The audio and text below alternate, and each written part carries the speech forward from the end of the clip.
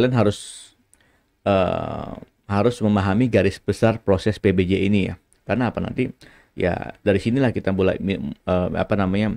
Dari sinilah kita bisa memahami proses-proses lainnya yang lebih spesifik.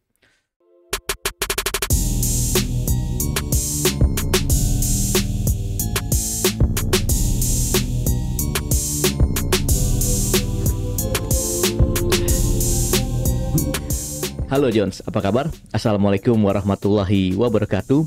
Selamat datang kembali di channel Adil Lesmanatea. Seperti biasa Jones, sambil diseruput kopinya, kita bertemu lagi untuk bahas kisi-kisi SKB. Nah, kemarin kita sudah bahas kisi-kisi SKB tentang PBJ, khususnya pelaku pengadaan barang jasa. Nah, sekarang kita coba bahas lagi overview PBJ secara keseluruhan dengan menggunakan slide resmi dari LKPP. Jadi mudah-mudahan dengan menggunakan slide ini kita dapat mendapatkan poin-poin yang penting yang ada dalam Perpres ini dapat dengan mudah kita serap.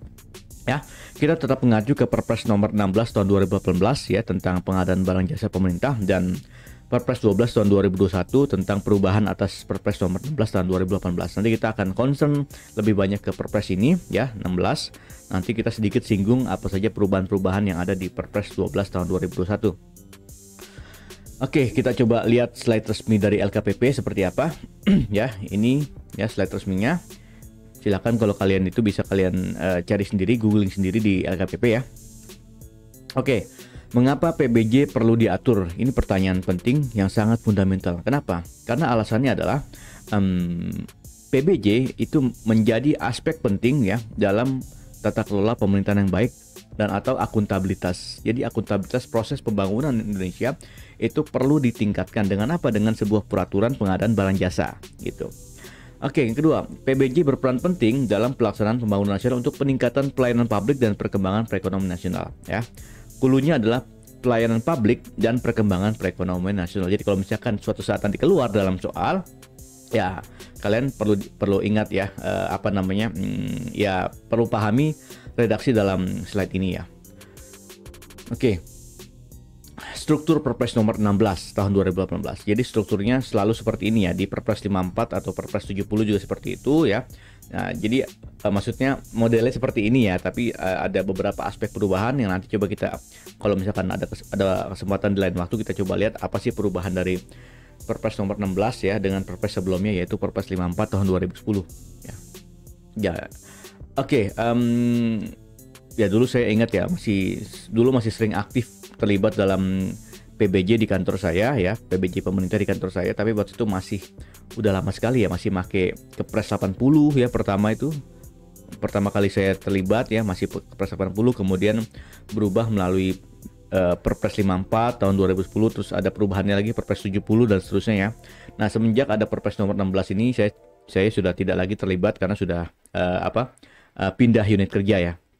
Jadi ya masih sedikit ada sisa-sisa sisa-sisa pengetahuan tentang PBJ. Nah, makanya coba kita akan bahas Perpres yang terbaru ini. Oke, jadi ada lima baris ya. Yang pertama itu bab 1, bab 2, bab 3 ini masih sifat fundamental ya. Baik itu ketentuan umum di bab 1, terus tujuan, kebijakan, prinsip dan etika di bab 2 dan pelaku pengadaan barang jasa di bab 3 ini. Kemarin kita bahas yang ini ya. Nanti coba kita bahas di bab-bab lainnya ya di lain waktu ya. Insya Allah kalau ada waktu luang kita coba bahas lagi secara lebih detail. Terus di baris kedua bab 4, bab 5, bab 6, bab 7. Nah, ini proses pengadaan barang jasa ya, mulai dari perencanaan pengadaan, kemudian persiapan, kemudian pelaksanaan ya, baik itu melalui swakelola dan melalui penyedia barang dan jasa ya. Kemudian baris ketiga ada pengadaan khusus dijelaskan di bab 8 ya. Pengadaan barang jasa dalam rangka darurat di luar negeri ya, pengecualian penelitian dan tender atau seleksi internasional dan dana PLN atau HLN. Apa ini PLN? Ya bukan PLN yang BUMN ya. Ini pinjaman luar negeri atau hibah luar negeri ya. Kemudian bab 9 ya tentang usaha kecil, produk dalam negeri, pengadaan berkelanjutan ya, kemudian peran serta usaha kecil. Nah, ini berkaitan dengan UMKM ya dan produk dalam negeri ya. Bagaimana kita meningkatkan daya saing produk-produk lokal kita. Kemudian di baris kelima ada pengadaan barang jasa secara elektronik di bab 10, kemudian terkait sumber daya manusia dan kelembagaan ya di bab 11 ya, kemudian pengawasan, pengaduan, sanksi dan pelayanan hukum di bab 12 ya, kemudian baris terakhir ya mengenai ketentuan lain-lain, ketentuan peralihan dan ketentuan penutup ya. Ini struktur Perpres nomor 16 tahun 2018. Oke, kita coba definisi ya di pasal 1 angka 1 ya. Ini sangat fundamental ya. Definisinya adalah PBJ pemerintah adalah kegiatan pengadaan barang jasa oleh kementerian, lembaga, dan perangkat daerah yang dibiayai oleh APBN atau APBD yang prosesnya dimulai dari identifikasi kebutuhan sampai dengan serah terima hasil pekerjaan. Ini sudah kita bahas kemarin. Nah, garis besar proses PBJ ini yang penting ya. Jadi kalian supaya bisa lolos SKB ya, atau peringkatnya peringkat tertinggi ya dalam SKB, kalian harus memahami garis besar proses PBJ ini ya. Karena apa, nanti ya dari sinilah kita mulai dari sinilah kita bisa memahami proses-proses lainnya yang lebih spesifik. Oke, garis besar proses PBJ itu seperti biasa ya, selalu ada perencanaan di awal, kemudian persiapan, kemudian pelaksanaan. Nah, perencanaan ini ya, ini tanggung jawab siapa? Kemarin sudah kita bahas, ini tanggung jawabnya PA atau KPA ya. PA atau KPA kalau nggak salah, nanti kalau misalkan itu sambil kalian baca lagi ya, koreksi kalau misalkan salah. Di sini masih tanggung jawabnya PA atau KPA ya, dia mengidentifikasi kebutuhan, menetapkan barang jasa, cara pengadaan, jadwal pengadaan, anggaran pengadaan, termasuk di sini outputnya adalah RUP, Rencana Umum Pengadaan. RUP apa? Silakan dibaca lagi Perpres nomor 16 tahun 2018 ya. Rencana Umum Pengadaan. Kemudian setelah itu masuk tahap persiapan. Nah, persiapan pengadaan barang jasa ini sudah menjadi tanggung jawab siapa? Tanggung jawabnya PPK ya, tanggung jawabnya PPK, pejabat pembuat komitmen. Di sini ada dua, baik itu melalui swaklola atau melalui penyedia. Ya, melalui swaklola ini artinya ya proses pengadaan barang jasa dilakukan oleh instansi sendiri tanpa didukung tidak dibantu oleh pihak ketiga. Sementara yang melalui penyedia ya berarti melalui pihak ketiga atau kontraktor atau pemborong dan seterusnya ya. Jadi di sini istilah bakunya adalah penyedia. Ya, kalau dulu mungkin pihak ketiga atau kontraktor atau apa gitu ya. Nah, di sini kalau melalui penyedia ya, ini harus ada HPS ya, harga perkiraan sendiri. Kemarin sudah kita singgung ya. Di sini harga kita supaya menjadi acuan dalam nanti ketika melaksanakan pemilihan penyedia atau istilahnya tender ya. Kemudian menetapkan rancangan kontrak ya, supaya nanti ini bisa menjadi bahan untuk pelaksanaan tender. Kemudian menetapkan spesifikasi teknis KAK ya, ini sama akan menjadi bahan untuk pelaksanaan pemilihan PBJ, pemilihan penyedia ya atau tender. Uang muka jaminan pelaksanaan dan seterusnya, ini semua ditetapkan dalam tahap persiapan oleh PPK, pejabat pembuat komitmen. Ingat ya, kalau perencanaan masih ranahnya PA, persiapan sudah ranahnya PPK. Kemudian masuk ke pelaksanaan. Jadi ketika semua dokumen ini sudah ditetapkan, baru kita bisa masuk ke pelaksanaan pengadaan barang jasa. Ya, terbagi dua, antara swaklola atau melalui penyedia. Kalau swaklola di sini berarti tadi kita melaksanakan sendiri ya. Ada tipe 1, 2, 3, 4 nanti kita bahas ya. Ada di sini dibahas pembayaran swaklola, kemudian pengawasan dan pertanggungjawaban swaklola. Kemudian yang melalui penyedia atau melalui tender ya, di sini pelaksanaan pemilihan atau tender ya di sini. Nanti di sini mulai dari pengumuman tender, kemudian apa sih istilahnya dulu itu ya, pertemuan itu lupa sih ya, sampai dengan ditetapkannya pemenang tender ya. Dulu istilahnya lelang ya, kalau sekarang tender ya, kalau nggak salah di peraturan yang terbaru ini ya. Kemudian setelah itu ditunjuklah melalui surat penunjukan pemenang tender ya, surat penunjukan penyedia ya, di sini pelaksanaan kontraknya. Jadi sampai dengan pelaksanaan pemilihan itu menjadi ranahnya siapa? Pokja UK PBJ, Pokja pemilihan istilahnya. Dulu itu waktu masih Perpres 54 Pokja ULP ya. Sebelumnya lagi panitia lelang ya namanya ya. Sekarang menjadi Pokja pemilihan. Dia menjadi bagian dari UKPBJ ya, unit kerja pelaksanaan pengadaan barang jasa. sampai dengan pelaksanaan pemilihan. Kemudian mulai pelaksanaan kontrak ini menjadi kewenangannya PPK lagi ya, PPK ya, PPK atau PA ya, tergantung nilai kontraknya ya. Di sini biasanya kalau nilai lupa saya berapa ini ya, berapa miliar ya. Jadi sampai dengan 200 miliar kalau nggak salah. Nanti kita sambil lihat dia ditandatangani kontraknya antara PPK dengan pemenang tender tadi ya.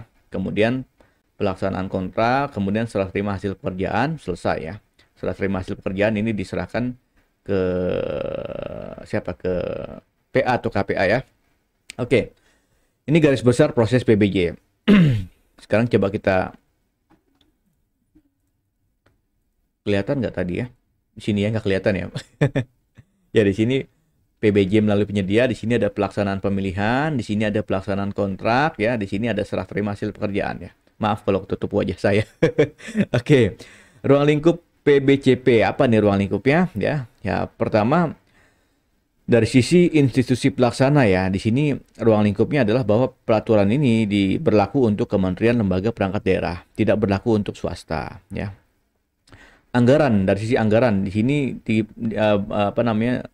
berlaku untuk pengadaan barang jasa yang menggunakan APBN atau APBD, pinjaman dalam negeri ya, pinjaman luar negeri atau hibah LN ya. Jadi dua lingkup ini, di luar ruang lingkup ini maka tidak wajib menggunakan peraturan Perpres nomor 16 tahun 2018. Oke, jenis pengadaan. Ya, di sini sudah kita bahas kemarin, ada barang, jasa pekerjaan konstruksi, dulu namanya jasa konstruksi ya. Jasa konsultansi, kemudian jasa lainnya ya. Oke, sudah clear saya kira.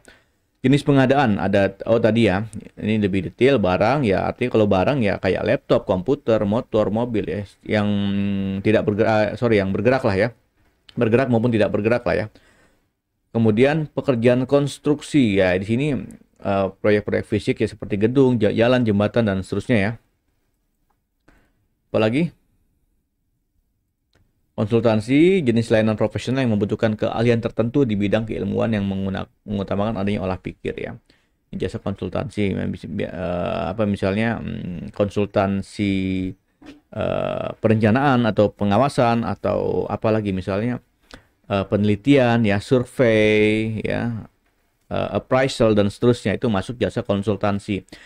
Jasa lainnya apa? Jasa non konsultasi atau jasa yang membutuhkan peralatan, metodologi khusus dan atau keterampilan dalam suatu sistem tata kelola yang telah dikenal luas di dunia usaha untuk menyelesaikan suatu pekerjaan.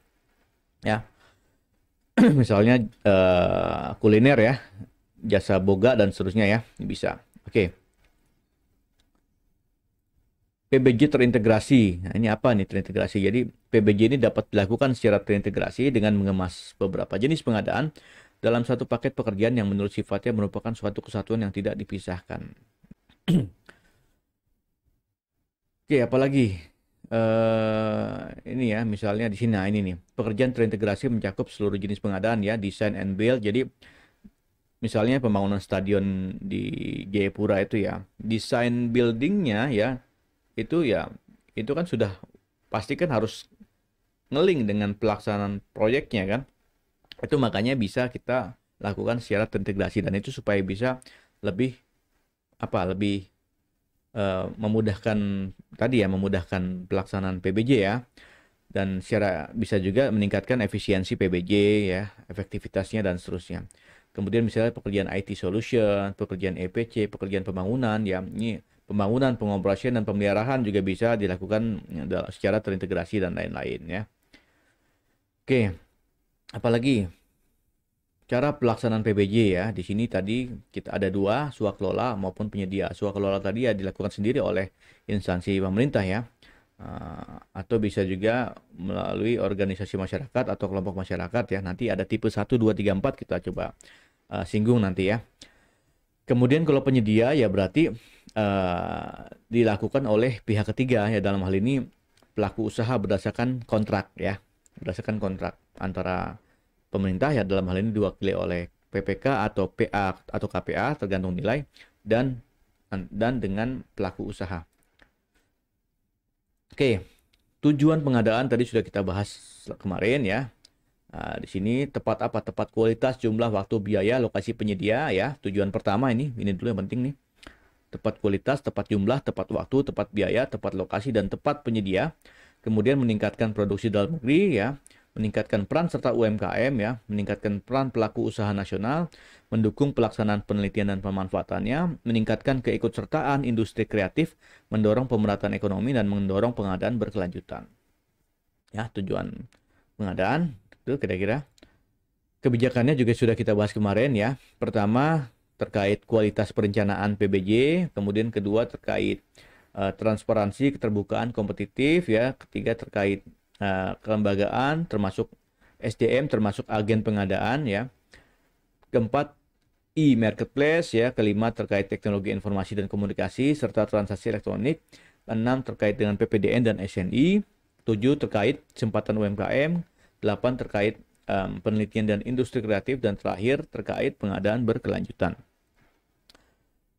Oke, ini apa nih kualitas perencanaan PBJ? Kita coba bahas lagi lebih detail ya. Apa yang ditingkatkan kualitasnya? Yang pertama, identifikasi kebutuhan ya. Jadi kita mengidentifikasi kebutuhan apa saja sih kebutuhan sarana atau prasarana kantor kita ya, untuk kemudian kita lakukan secara untuk kemudian kita adakan atau pengadaan barang jasa ya. Kita identifikasi kebutuhan itu dulu kan. Jangan sampai apa yang kita adakan ternyata tidak kita butuhkan ya. Ya itu kan sering sekali terjadi waktu ya zaman-zaman dulu ya. Ya dulu ya. Sekarang semakin seiring berjalannya waktu maka kita semakin canggih atau pintar dalam mengidentifikasi kebutuhan. Jadi proses PBJ kita sesuai dengan apa yang kita butuhkan. Kemudian penetapan barang jasanya ya, setelah kita identifikasi kita butuh barang A, B, C, kemudian kita tentukan barang A tersebut seperti apa spesifikasinya ya. Jangan sampai kita butuh barang A ternyata barang A-nya kualitas kaleng-kaleng ya. Nah, itu. Ya, kemudian cara pengadaan barang jasanya apakah melalui swakelola atau melalui pemilihan penyedia? Kalau dengan penyedia apakah dengan tender atau cukup pengadaan langsung atau bisa ditunjuk langsung atau bisa melalui e-purchasing dan seterusnya ya. Kemudian penjadwalan, kita jadwalkan di kapan kira-kira ya. Ini biasanya kita selalu penjadwalannya ini molor ya dulu ya, molor sehingga penyerapan anggaran juga selalu numpuk di akhir gitu ya. Nah, ini kita tingkatkan dari yang biasanya jadwalnya itu di triwulan 4, kita coba tingkatkan ke triwulan 3 atau bahkan triwulan 2 gitu ya. Atau mungkin di triwulan 1 sudah kita lakukan lelang karena sudah kita lakukan lelang atau bahkan pelaksanaan kontrak lelangnya di tahun sebelumnya sudah bisa kita lakukan ya, sepanjang anggaran kita sudah ditetapkan dalam sudah ada di RKA ya. Oke. Kemudian kualitas penganggaran seperti apa? Ya, ini penganggarannya juga harus sesuai dengan ketentuan yang berlaku ya. Sudah ada outputnya, ada target output dan target outcome-nya segala macam ya. Nah, itu. Ini adalah kualitas perencanaan PBJ. Kemudian melaksanakan PBJ yang lebih transparan, terbuka dan kompetitif ya. Kemarin kita sudah bahas ya, transparan, terbuka, kompetitif. Di sini melalui apa? Melalui SPSE. SPSE apa sih? Sistem pengadaan secara elektronik. Ya, dengan tools LPSE ya, layanan pengadaan secara elektronik. Nah, ini dulu ingat sekali waktu LPSE ini baru-baru diluncurkan ya, saya terlibat dalam proses lelangnya di kantor. Ya memang kita bandingkan dengan sebelumnya ya, waktu pelaksanaan lelang masih manual ya. Jadi sangat terasa efisiensinya gitu ya. Jadi kalau dengan layanan itu kan itu berapa persen ya? 20% kita bisa lebih hemat dibanding HPS ya, dibanding dibanding HPS ya. Kalau dulu waktu dengan manual tidak sampai sebesar itu efisiensinya, tapi dengan LPSE, dengan SPSE ya, efisiensinya meningkat jadi lebih dari 20% itu ya. Kemudian SIRUP ya, sistem RUP, rencana umum pengadaan tadi yang saya sebut RUP ya, itu kemudian di-upload di sistem RUP atau SIRUP ya. Kemudian e-katalog ya. Nah, ini kalau untuk pembelian e-purchasing ya, pengadaan melalui mekanisme e-purchasing, kita nggak perlu tender, nggak perlu lelang, kita langsung beli saja barang tersebut melalui e-katalog. Karena di e-katalog sendiri itu sudah melalui proses tender ya. Jadi kita tender siapa-siapa pengusaha ya atau pelaku usaha yang mau yang ingin memasukkan produk-produknya di e-katalog itu harus melalui tender. Makanya harga di sini juga saya kira sudah sangat kompetitif ya. Oke. Oke, sikap ya, apa nih? Sistem informasi kinerja penyedia barang jasa. Jadi ya nanti kan ketika penyedia barang jasa itu melakukan proses pelaksanaan kontrak dengan baik, maka akan tercatat kinerjanya di sini. Begitu pula untuk penyedia yang kinerjanya tidak baik juga akan tercatat seperti di sini. Supaya nah di sini ya, akhirnya ya sangat bermanfaat ya. Jadi cukup memberikan informasi yang memang kita butuhkan untuk menilai apakah pelaku usaha A, pelaku usaha B seperti apa kinerja pengadaannya gitu ya, kinerjanya gitu ya. Supaya kita juga bisa memilih penyedia yang supaya kita bisa mencapai apa tapi tujuannya apa? Tepat tepat penyedia ya tadi ya. Nah, di sini melalui ini kita dibantunya. Oke, kebijakan ketiga memperkuat kelembagaan dan SDM. Nah, ini dulu ini belum ada UKPBJ ya. Dulu itu masih panitia lelang ya, itu terpisah-pisah di setiap instansi ya atau bahkan tiap unit kerja di sini eh, ada namanya UKPBJ dan sifatnya struktural ya di setiap instansi pemerintah ya. Di tiap Pemda ini mestinya ada. Tapi kalau nggak tahu kalau dulu itu memang dulu itu masih beberapa ya, masih beberapa Pemda saja. Kalau di Pemda nanti yang Pemda yang belum ada bisa numpang pengadaan di UKPPJ Pemda terdekat ya. Sekarang saya kira udah banyak. SDM yang profesional dengan adanya pengelola PBJ ya, SDM PBJ wajib memiliki sertifikat kompetensi ya. Jadi ada UKPPJ itu ada sertifikatnya, PPK ada sertifikatnya dan seterusnya ya. Supaya apa? Supaya ya kompeten gitu. Oke, apalagi? E-marketplace ya. Tadi sudah kita singgung ya, e-katalog ya. Baik secara nasional, sektoral maupun lokal. Ada online shop atau toko daring, ada pemilihan penyedia ya, e-tender atau e-selection. Ya ini melalui tadi ya SPSE atau nama toolsnya, nama ininya sistem pengadaan secara elektronik. Toolsnya adalah layanan pengadaan secara elektronik. Atau terbalik ya. Ya wis sama aja lah. Oke.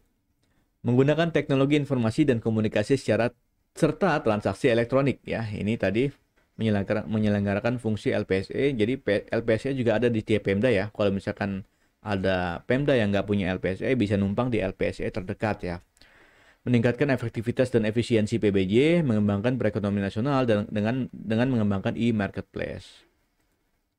Mendorong penggunaan barang jasa, ini kebijakan ke-6 ya. Ya, ini dalam rangka meningkatkan daya saing produk-produk lokal kita ya. Ya, ini apa saja? Memaksimalkan penggunaan barang jasa hasil produksi dalam negeri, mempertimbangkan komponen atau nilai TKDN. Nah, ini penting ini selalu jadi concern kita ya, bagaimana suatu proyek atau pengadaan barang jasa wajib minimal sekian persen TKDN-nya gitu ya. Memberikan preferensi harga, memperbanyak percantuman produk dalam negeri dengan katalog elektronik dan seterusnya. Ya, ini dalam rangka penggunaan barang jasa dalam negeri dan SNI ya. Jadi kalau misalkan ditanya kebijakan dalam rangka mendorong ini apa saja gitu ya. Nah, ini memaksimalkan penggunaan barang jasa, TKDN dan seterusnya ya. Jadi perlu dipahami. Apalagi kalau di daerah ya sama ya. Ini nih, jika terdapat peserta menggunakan produk dalam negeri jika terdapat peserta menawarkan nilai TKDN ditambah nilai BMP paling rendah 40%. Kemudian LKPP dan atau KLPemda mencantumkan produk dalam negeri dalam katalog elektronik. Ya. Barang impor ya, jika belum dapat diproduksi dalam negeri. Jika volume produksi dalam negeri tidak mampu memenuhi kebutuhan, itu baru bisa impor ya. Kesempatan kepada UMKM ya, di sini juga ada ketentuannya ya. Menetapkan sebanyak-banyaknya paket usaha kecil. Jadi kadang-kadang paket juga bisa perlu dipecah ya. Artinya dipecah ini bukan dalam rangka supaya tidak lelang ya. Supaya tidak tender ya. Ya dalam rangka memberikan kesempatan kepada UMKM untuk ikut serta dalam proses PBJ. Ya. Di sini kan nilai paket pekerjaan PBJ paling banyak 2,5 miliar diperuntukkan bagi usaha kecil ya. Mencantumkan produk usaha kecil dalam katalog elektronik, penyedia penyedia non kecil bekerja sama dengan usaha kecil ya, ini kolaborasi antara perusahaan besar dan perusahaan kecil. Yang ini tadi apa UMKM ya bisa berkesempatan masuk dalam e-katalog ya. Oke, jadi bukan cuma perusahaan besar saja yang ada dalam e-katalog, tapi UMKM juga bisa berkesempatan atau berhak masuk dalam e-katalog. Yang penting sesuai dengan ketentuan. Ya, ini peran sertanya ya, usaha mikro, usaha kecil jadi usaha kecil ya. Oke, usaha mikro pengertiannya kita coba lewat ya. Usaha kecil nanti dibaca sendiri ya. Ini penelitian dan industri kreatif ya. Oke, kita lewat. Pengadaan berkelanjutan, sustainable ya. Jadi PBJ bertujuan untuk mencapai nilai manfaat yang menguntungkan secara ekonomis tidak hanya untuk KL perangkat daerah sebagai penggunanya, tapi juga untuk masyarakat. Serta signifikan mengurangi dampak negatif terhadap lingkungan dalam keseluruhan siklus penggunanya. Ya, oke. Ini apa? Aspek ekonomi, sosial, dan lingkungan hidup ya. Biaya produksi barang sepanjang usia barang saja tersebut, aspek sosial, pemberdayaan usaha kecil, jaminan kondisi kerja yang adil, dan seterusnya. Aspek lingkungan, mengurangi dampak negatif terhadap kesehatan, kualitas udara, tanah air, dan seterusnya ya. Kemudian apa lagi? Ini tadi ya, apa saja yang harus dikerjakan dalam rangka melaksanaan pengadaan yang berkelanjutan ya. Kalau PA merencanakan dan menganggarkan ya. Kemudian PPK menyiapkan spesifikasi teknis atau KAK dan rancangan kontrak, dan kemudian Pokja pemilihan atau pejabat pengadaan atau agen pengadaan mempersiapkan dokumen pemilihan ya. Jadi itu dalam rangka melaksanakan pengadaan yang berkelanjutan. Oke, prinsip pengadaan ini kita sudah bahas kemarin ya. Efisien, efektif, transparan, terbuka, bersaing, adil, dan akuntabel ya. Etika pengadaan ini udah belum kemarin ya? Sepertinya belum ya. Oke. Yang pertama, tertib dan tanggung jawab ya. Jadi ya setiap peserta atau pokja pemilihan ya melaksanakan proses pengadaan barang jasa sesuai dengan ketentuan yang berlaku ya, dan akuntabel gitu ya. Ya, tertib dalam artian ya prosesnya harus berurut sesuai dengan ketentuan ya. Dimulai dari proses A, kemudian B, kemudian C, tidak lompat-lompat gitu ya. Tidak berantakan dan seterusnya. Profesional, mandiri, dan jujur. Nah, ini wajib ya bagi PA, KPA, PPK maupun Pokja pemilihan ya, itu harus profesional. Tidak boleh ada unsur KKN di sini, apalagi gratifikasi ya. Jujur, ini sudah menjadi kewajiban bagi seorang ASN ya. Ya bukan cuma ASN, begitu pula si pelaku usaha atau penyedia juga harus profesional, bekerja sesuai dengan kontrak ya, tepat waktu, tidak terlambat ya. Kalau terlambat ya ada kompensasi yang harus dibayar berupa denda atau sanksi administrasi ya. Jangan udah telat kerjanya disanksi marah-marah ya, atau bahkan kabur, tidak tanggung jawab atas proses pekerjaan yang belum selesai dan seterusnya ya. Jadi si pelaku usaha juga wajib profesional, mandiri, dan jujur ya. Jujur artinya apa yang dikerjakan sesuai dengan kontrak spesifikasinya ya. Jangan misalnya kita bangun jalan ketebalan sekian, ternyata yang dikerjakan ketebalan sekian, jadi nggak jujur. Tidak saling mempengaruhi ya, misalnya antara pelaku usaha dengan pokja pemilihan ya, supaya menang kemudian negosiasi dan seterusnya, itu nggak boleh ya. Tidak saling mempengaruhi ya. Menerima dan tanggung jawab, menghindari konflik of interest ya, ini juga sama ya. Ya itulah kenapa diperlukan SPSE atau sistem pengadaan secara elektronik ya, supaya kita tidak saling bertemu. Ya, tidak saling bertemu, karena kalau udah bertemu nanti kemungkinan ada konflik of interest, maka kita tidak dipertemukan ya, sehingga kita tidak ada ruang untuk kong kali kong dan seterusnya ya. Mencegah pemborosan tadi sudah saya singgung bagaimana manfaat nyata dengan menggunakan SPSE misalnya, bahwa kita bisa menghemat lebih dari 20% dari nilai HPS dibanding kalau kita melaksanakan pengadaan dengan cara-cara yang manual. Kemudian menghindari penyalahgunaan wewenang ya, itulah kenapa kemudian dibagi-bagi tugas dan fungsinya ya, ada PA, ada KPA, ada PPK, ada siapa lagi? Pokja pemilihan, ada UKPBBJ, ada agen pengadaan misalnya, ada pelaku usaha atau penyedia dan seterusnya. Itu ya dipisah-pisah supaya tidak ada orang saling menyalahgunakan wewenang. Tidak menerima, menawarkan, dan menjanjikan ya. Ini semua etika pengadaan yang harus dijaga oleh pelaku pengadaan barang dan jasa. Pertentangan kepentingan tadi, konflik of interest ya, silakan dibaca ya. Kemudian ini sama pertentangan kepentingan ya, silakan dibaca ya. pelaku pengadaan barang jasa kemarin kita singgung ya. Ada PA, PPK, PP Pokja Pemilihan, Agen Pengadaan, PJPHP, PPHP, Penyelenggaraan Swaklola dan Penyedia. Ini PJPPHP ini ya pejabat pemberi harapan palsu, pejabat pemeriksa hasil pekerjaan atau panitia pemeriksa hasil pekerjaan. Ini nggak tahu ya, di Perpres 12 tahun 2021 kayaknya dihilangkan ya. Coba kita lihat ya. Nah ini ya. Pasal 9 ya. Pasal 8 ya. Jadi PJPHP dan PPHP dihapus ya. Dihapus sehingga kemudian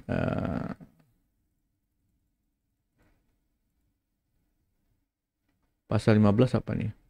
Coba pasal 15 ya. Kayaknya terkait PJPHP juga ya. Pasal 15. Ah iya kan, dihapus jadi nggak ada. Kita lanjut lagi ke sini ya. Di sini adalah pelaku pengadaan ya. Oke. PA ya. PA ini pejabat pemegang kewenangan pengguna anggaran Kementerian Lembaga Daerah ya, sudah kita singgung ya. Kemudian tugasnya apa? Ya ini ya, banyak ya. Silakan dibaca. Ya. Dia menetapkan PPK, pejabat pengadaan, penyelenggara swaklola, tim teknis dan seterusnya ya. Menyatakan tender atau seleksi gagal ya. Tender ini untuk barang dan jasa dan konstruksi ya. Kalau seleksi ini untuk jasa ya. Kemudian apa lagi? Menetapkan pemenang ya. Tadi yang sudah kita singgung, kalau pemenang tendernya itu nilainya di atas 100 miliar untuk tender penunjukan langsung e-purchasing barang, pekerjaan konstruksi dan jasa lainnya itu ditetapkan oleh PA. Tapi kalau di bawah 100 miliar itu ditetapkan oleh Pokja ya, Pokja Pemilihan. Kemudian untuk di atas 10 miliar untuk seleksi atau penunjukan langsung untuk jasa konsultansi ya, itu ditetapkan oleh PA. Oke, KPA ini ya sama dengan PA ya, maksudnya sebagian kewenangan diberikan oleh PA kepada KPA. Jadi tugas dan fungsinya juga sama ya. Ya. Ini melaksanakan pendelegasian sesuai pelimpahan dari PA, menjawab sanggah banding ya dan seterusnya. Dapat menugaskan PPK untuk melaksanakan kewenangan yang terkait dengan tindakan yang mengakibatkan pengeluaran anggaran belanja dan atau mengadakan perjanjian dengan pihak lain dalam batas anggaran belanja yang telah ditetapkan. Dan seterusnya ini silakan dibaca sendiri. PPK apa nih? Pejabat pembuat komitmen ya. Jadi dia juga memiliki kewenangan yang didelegasikan oleh PA atau KPA ya untuk mengambil keputusan dan atau melakukan tindakan yang dapat mengakibatkan pengeluaran anggaran belanja negara atau anggaran belanja daerah. Jadi tekan kontrak lah contoh kasarnya ya. Dia boleh tekan kontrak dengan pihak ketiga untuk melaksanakan kontrak gitu ya. Tuh. Tugas PPK apa saja? Banyak ya. Ini terkait persiapan pengadaan ya. Kalau tadi tahap perencanaan pengadaan itu menjadi tugas dan fungsinya PA atau KPA. Tapi kalau tahap persiapan itu menjadi tugas dan fungsi dari PPK ya. Di sini apa? Menyusun rencana pengadaan, menetapkan spesifikasi teknis KAK ya. Ini menyusun perencanaan pengadaan tapi yang menetapkan adalah PA ya. PA atau KPA. Kemudian apa? Ini masuk tahap persiapan yaitu spesifikasi teknis atau KAK, rancangan kontrak, HPS, uang muka dan seterusnya ya. Dan seterusnya. Termasuk terakhir di sini ketika sudah ada pemenang tender yang ditetapkan oleh Pokja Pemilihan ya, Pokja Pemilihan atau oleh PA atau KPA, maka PPK bertugas menetapkan surat penunjukan penyedia barang jasa, surat penunjukan si pemenang tender untuk menjadi penyedia barang jasa, gitu ya. PPK dalam melaksanakan tugasnya dapat dibantu oleh pengelola PBJ. Apalagi mengendalikan kontrak ya, ini ya. Jadi udah kita singgung kemarin, tekan kontrak kemudian ya bukan berarti kontrak itu diabaikan gitu ya. Dia harus pantau gitu ya, pantau progresnya, pantau termasuk identifikasi resiko-resiko yang berkaitan dengan pelaksanaan kontrak seperti resiko terlambat, resiko hasil pekerjaan tidak sesuai dengan kontrak. Nah itu harus dikendalikan atau dilakukan oleh si PPK ini ya, dan seterusnya. Oke, apalagi kalau sudah selesai melapor, kemudian serahkan hasil pekerjaan kepada PA atau KPA dengan berita acara penyerahan dan seterusnya. Menilai kinerja penyedia ya, ini penting. Jadi kalau ada penyedia yang eh, tidak bagus, maka ini perlu dicatat oleh PPK ya, perlu dinilai ya. Sama PPK juga dapat dibantu oleh pengelola PBJ ya. Ini sama tadi ya. Tadi sudah disinggung. Pejabat pengadaan juga sama, kita sudah singgung ya. Dia ibarat kata berwenang untuk melaksanakan PBJ dengan nilai paling banyak 200 juta untuk barang, pekerjaan konstruksi, dan jasa lainnya, atau 100 juta untuk jasa konsultansi dan e-purchasing paling banyak 200 juta. Jadi sifatnya ini dia tidak melalui pemilihan atau tender ya. Jadi kalau tidak melalui mekanisme tender ya, misalnya pengadaan langsung atau misalnya tunjuk langsung atau misalnya membeli di e-katalog, yaitu dilakukan oleh pejabat pengadaan. Tapi kalau misalkan dengan tender ya, dengan tender yang nilainya itu pasti di atas 200 juta untuk barang, pekerjaan konstruksi, jasa lainnya, dan di atas 100 juta untuk jasa konsultasi, maka dilakukan oleh Pokja pemilihan ya. Siapa nih Pokja pemilihan? Ya ditetapkan oleh pimpinan UKPBJ ya untuk mengelola pemilihan penyedia. Ya ini ya, pemilihan penyedia untuk katalog elektronik ya. Untuk menetapkan pemilihan paling banyak 100 miliar untuk barang, pekerjaan konstruksi dan jasa lainnya, dan 10 miliar untuk penunjukan langsung CLC atau penunjukan langsung jasa konsultansi. Di atas nilai ini ditetapkan oleh PA atau KPA. Tadi sudah kita singgung di awal ya. Ditetapkan oleh PA atau KPA. Ya silakan kalian saling ke belakang ke depan gitu ya, biar bisa melihat penjelasan di sebelumnya yang relate dengan penjelasan di slide yang sekarang gitu ya. Ya, Pokja beranggotakan 3 orang ya, dapat ditambah sepanjang berjumlah gasal, dapat dibantu oleh tim atau tenaga ahli dan seterusnya. Agen pengadaan ya, ini agen pengadaan UKPBJ, badan usaha atau perorangan. Jadi siapapun bisa menjadi agen pengadaan ya. Jadi bisa tugasnya ya melaksanakan PBJ ya. Sama dengan tugas Pokja pemilihan atau PPK. Artinya seorang agen pengadaan ini bisa bekerja di instansinya atau juga di instansi lain ya, atau juga di mana, dan pelaku usaha juga bisa menjadi agen pengadaan atau melaksanakan proses pelaksanaan pengadaan di instansi tertentu gitu ya. Ya namanya juga agen ya, berarti bisa di mana aja gitu ya. Dulu nggak ada nih, sekarang ada. Oke.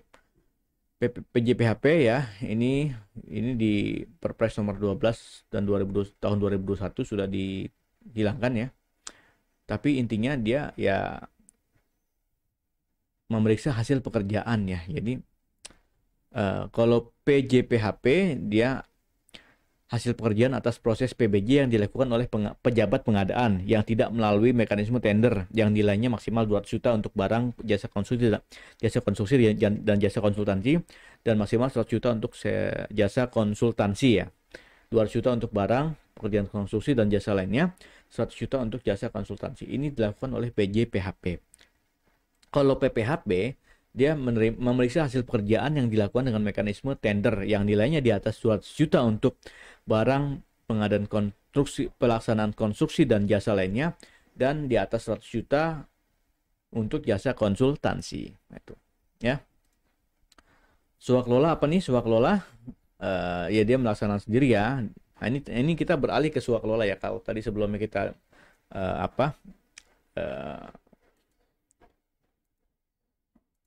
enggak ya. Oke.